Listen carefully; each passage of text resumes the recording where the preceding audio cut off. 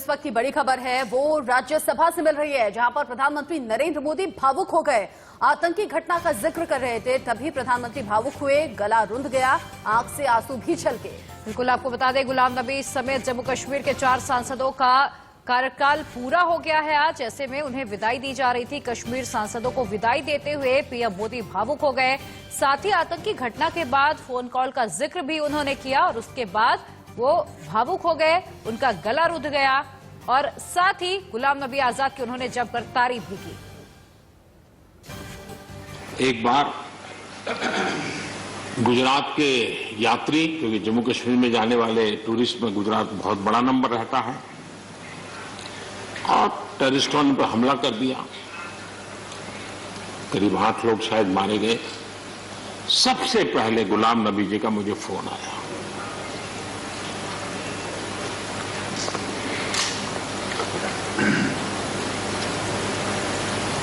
और वो फोन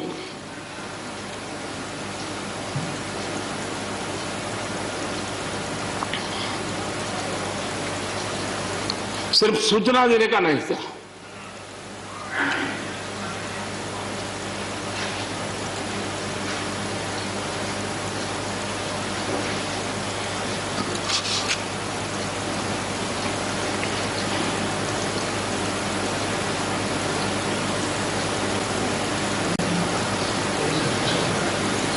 उनके आंसू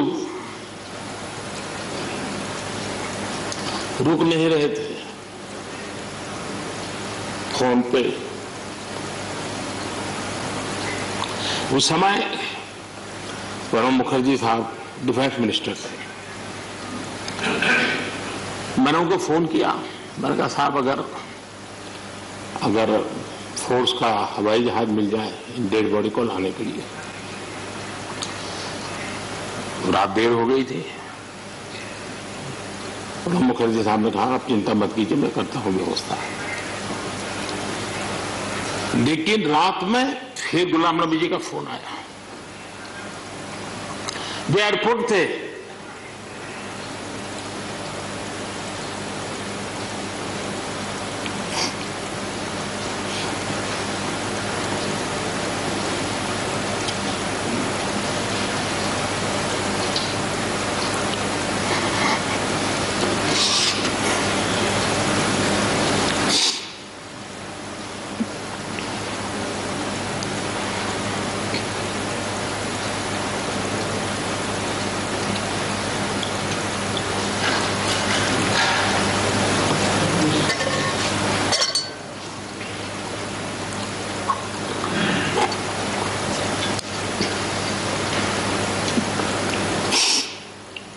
सॉरी, उस रात को एयरपोर्ट से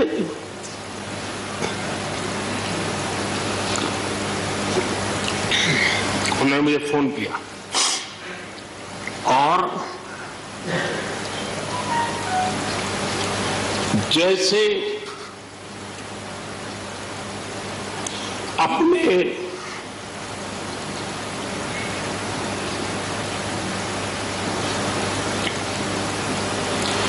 परिवार के सदस्य की चिंता करें,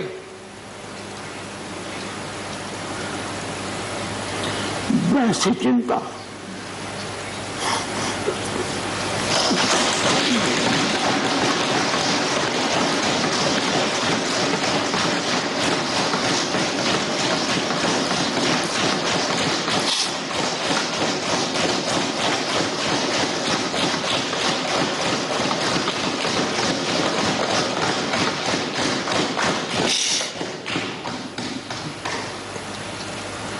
पद, सत्ता जीवन में आती रहती है, लेकिन उसे कैसे पचाना,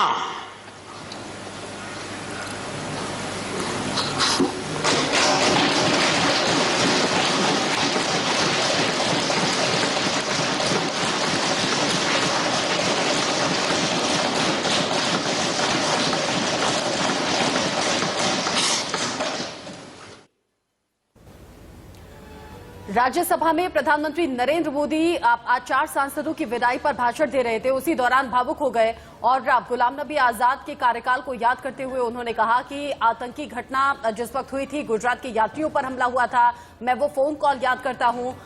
एक परिवार की तरह गुलाम नबी आजाद ने उनका ख्याल रखा था, पार्टी से बढ़कर देश को माना था। सत्ता आती जाती रहती है, लेकिन उसे पचाना कोई गुलाम नबी आजाद से सीखे। और फिलहाल ये 2 तस्वीरें हम टीवी स्क्रीन पर दिखा रहे हैं। आज भावुक हो गए, आंख से आंसू निकले, लेकिन कल उसके ठीक उलट चुटीले अंदाज में नजर आए थे, हंस रहे थे, सदन में बैठे मौजूद लोगों को हंसा भी रहे थे। बिल्कुल, आपको बता दें कि कल प्रधानमंत्री नरेंद्र मोदी ने विपक्ष पर निशाना साधते हुए चुटकी ली और ऐसे ऐसे शब्दों का प्रयोग किया था कि सब हंसने लगे, ठहाके लगाने लगे। और प्रधानमंत्री नरेंद्र मोदी ने कहा था कल कि एक आंदोलन जीवितों की जमात है, जिसे सुनकर सभी हंस पड़े थे।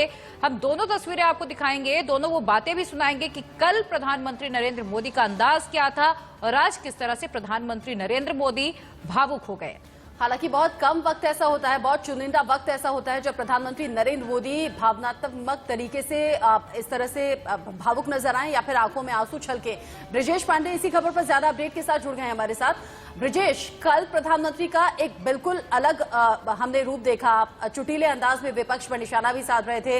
अंत उन्होंने अपने भाषण का किया कि मोदी है, मौका लीजिए, अगर जो कह रहा है कीजिए, लेकिन सदन चलने दीजिए, कार्रवाई चलने दीजिए। और आज एक अलग ही अंदाज, लेकिन इस पूरे भाषण में भावुक होने के साथ, गला रुंधने के साथ गुलाम नबी आजाद की तारीफ में कसीदे पढ़े हैं।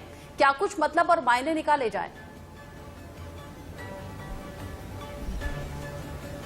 देखिए, राजनीति में सारे समय एक जैसे नहीं होते। कल प्रधानमंत्री नरेंद्र मोदी विपक्ष पे हमलावर हुए और विपक्ष की हिपोक्रेसी को एक्सपोज करना चाहते थे कि कैसे विपक्ष दोहरे मापदंड अपना रहा है। जब वो पावर में था या जब वो चुनाव लड़ रहा था, तब उसका कुछ और कहना था, और जब वो चुनाव हार गया और विपक्ष में है तो वो किसानों को कैसे भड़काने की कोशिश कर रहा है, सिर्फ अपने राजनीतिक स्वार्थ के मतलब के मद्देनजर।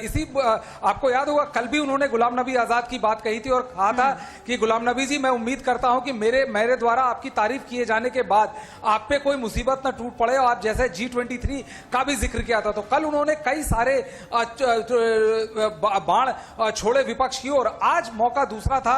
आज मौका था गुलाम नबी आजाद की राज्यसभा से विदाई का। उसके चलते प्रधानमंत्री नरेंद्र मोदी ने गुलाम नबी आजाद के बारे में बात की, बताया वो किस प्रकार के इंसान थे, कैसे जब गुजरात के लोग एक जम्मू कश्मीर में आतंकवादी हमले के दौरान वहां पर घिरे हुए थे, तो कैसे गुलाम नबी आजाद ने उनकी मदद की थी। उसके अलावा कैसे गुलाम नबी आजाद एक ऐसे शख्स थे जिन्होंने राजनीति और सत्ता, आप सत्ता में है कि विपक्ष में है, इसको ना ख्याल रखते हुए उनकी पूरी मदद की। और उन्होंने कहा कि यही दर्शाता है कि कैसे एक इंसान, चाहे वो सत्ता में हो चाहे वो सत्ता में ना हो, लेकिन वो एकदम संभाव से अपने विपक्षी दलों का और विपक्षी नेताओं का आदर करता है। और इसीलिए गुलाम नबी आजाद एक बेहद बेहतर इंसान है, न केवल एक बड़े राजनीतिज्ञ हैं बल्कि एक बेहतर इंसान है। तो प्रधानमंत्री का आज एक भावुक स्वरूप देखने को मिला।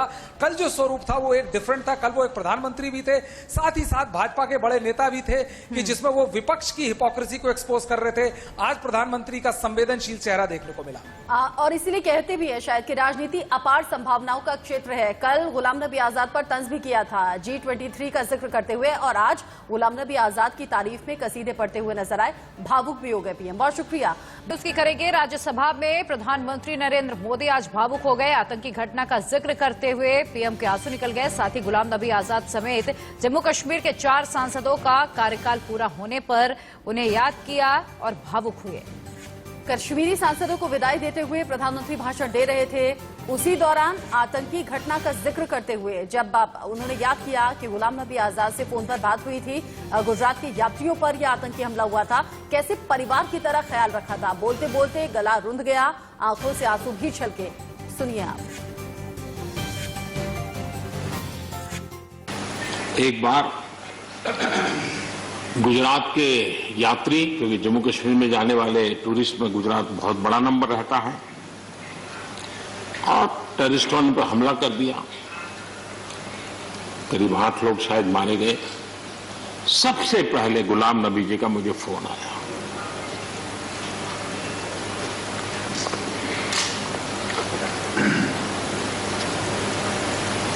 और वो फोन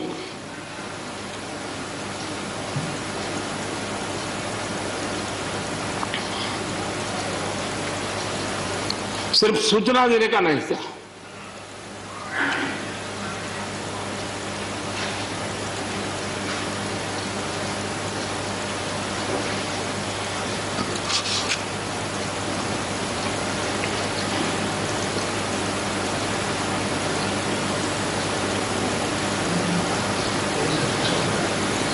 उनके आंसू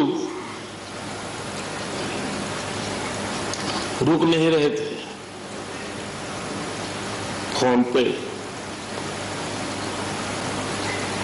उस समय प्रणब मुखर्जी साहब डिफेंस मिनिस्टर थे। मैंने उनको फोन किया, मैंने कहा साहब अगर फोर्स का हवाई जहाज मिल जाए डेड बॉडी को लाने के लिए। रात देर हो गई थी। प्रणब मुखर्जी साहब ने कहा आप चिंता मत कीजिए, मैं करता हूं व्यवस्था। लेकिन रात में फिर गुलाम नबी जी का फोन आया। वे एयरपोर्ट थे।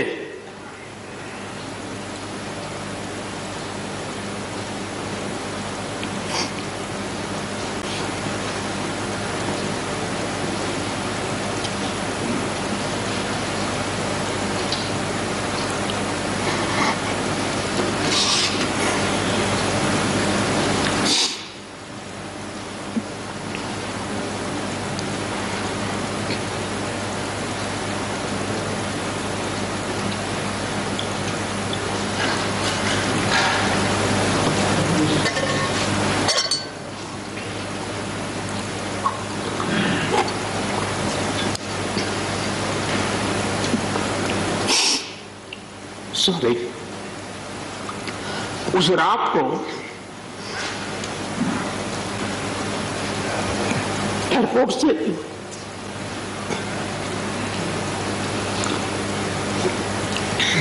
उन्होंने मुझे फोन किया और जैसे अपने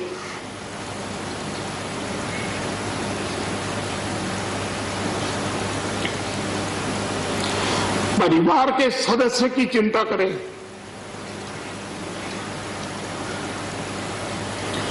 वैसी चिंता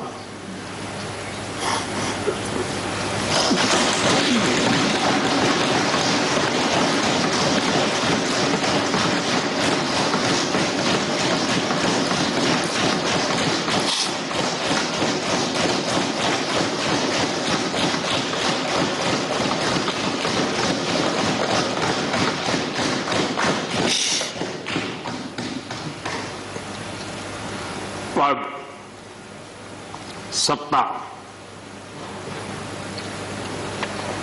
जीवन में आती रहती है, लेकिन उसे कैसे पचाना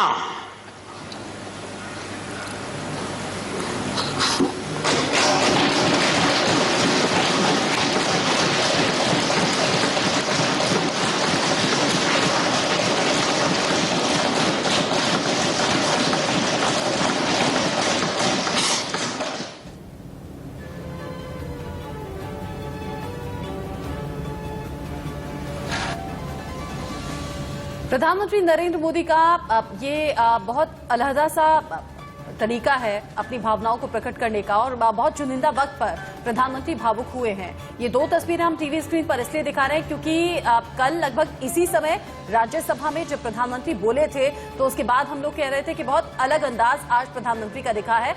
बहुत वक्त बाद चुटीले अंदाज में नजर आए हैं, विपक्ष पर निशाना भी साधा और एंड उन्होंने अपने भाषण का किया था मोदी है तो मौका लीजिए। बहुत हंसते मुस्कुराते विपक्ष पर तंज भी किया और अपनी बातें रखी। लेकिन आज आतंकी घटनाओं का जिक्र करते हुए गुजराती यात्रियों पर हुए हमले को लेकर गुलाम नबी आजाद की न सिर्फ तारीफ की बल्कि भावुक भी हो गए। आंसू भी बहे। बिल्कुल, प्रधानमंत्री नरेंद्र मोदी ने कल कुछ नए शब्दों का जिक्र किया था, जैसे आंदोलनजीवी, फॉरेन डिस्ट्रक्टिव, आइडियोलॉजी और G23। इन शब्दों का प्रयोग करके प्रधानमंत्री नरेंद्र मोदी ने कल सबको खूब हंसाया था और कहा था कि हम लोग कुछ शब्दों से परिचित हैं, जैसे कि श्रमजीवी, बुद्धिजीवी, लेकिन पिछले कुछ समय से इस देश में एक नई जमात पैदा हो गई है और एक नई बिरादरी सामने आई है।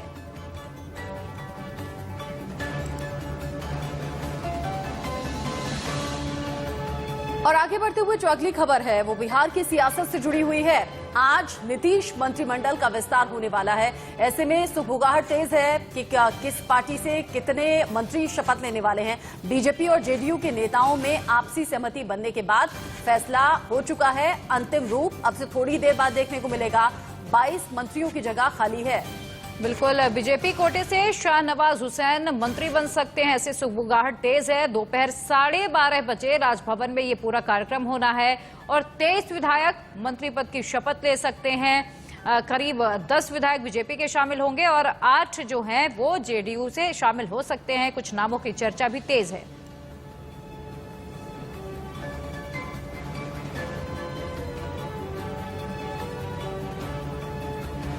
तो बीजेपी कोटे से संभावित मंत्री कौन कौन से होंगे, सबसे पहले वो जान लीजिए। तमाम उन नामों को हम आपको बताएंगे। बीजेपी कोटे से संभावित मंत्री सबसे पहले शाहनवाज हुसैन, इनका नाम चर्चा में है। श्रेयसी सिंह, नीतीश मिश्रा, संजय सरावगी, राम प्रवेश राय, नितिन नवीन, सम्राट चौधरी, ये तमाम वो लीडर्स हैं जो बीजेपी की तरफ से मंत्री पद की शपथ ले सकते हैं। बिल्कुल, इसके अलावा सुभाष सिंह, आलोक रंजन, प्रमोद कुमार और जनक राम का भी नाम शामिल है। बीजेपी की ओर से कहा जा रहा है कि ये बीजेपी के संभावित चेहरे हैं जो आज मंत्री पद की शपथ ले सकते हैं। कहा जा रहा था कि जेडीयू और बीजेपी में 50-50 पर बात हो सकती है। ऐसे में जेडीयू कोटे से कौन संभावित मंत्री हैं, कौन वो चेहरे हैं जिनको लेकर चर्चा तेज है, जानिए। श्रवण कुमार, सुमित सिंह, सुधांशु शेखर और एमएलसी नीरज का नाम भी सामने आ रहा है। बिल्कुल, इसके साथ ही मदन सहनी, दामोदर राउत, सुनील कुमार, लेसी सिंह का नाम भी मंत्रिमंडल के लिए शामिल है। महेश्वर हजारी, संजय झा, जमा खां और जयंत राज, ये तमाम वो चेहरे हैं, ये तमाम वो नाम हैं जिनके अनुभव का अब इस्तेमाल भी किया जाएगा। साथ ही साथ वो चेहरे, उन्हें प्राथमिकता दी गई है, उन्हें प्रमुखता से आगे रखा गया है, जिन्होंने बिहार इलेक्शन के दौरान काम किया था, मेहनत की थी और एक तरीके से कह सकते हैं कि रिवॉर्ड का वक्त अब आ गया है। बिल्कुल।